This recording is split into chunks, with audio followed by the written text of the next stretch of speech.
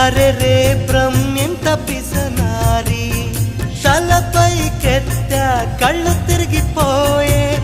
ఆహా కడే చమత్కారి మెరుపును తెచ్చి కుంచగా మలచి రవివర్మ గీసిన వదనమట నూరడుగుల శిల ఆరడుగులుగా శిల్పులు చెక్కిన రూపమట భూమిలో పుట్టిన స్త్రీలందరిలో నీదే నీదే అందమట అంతటి అందం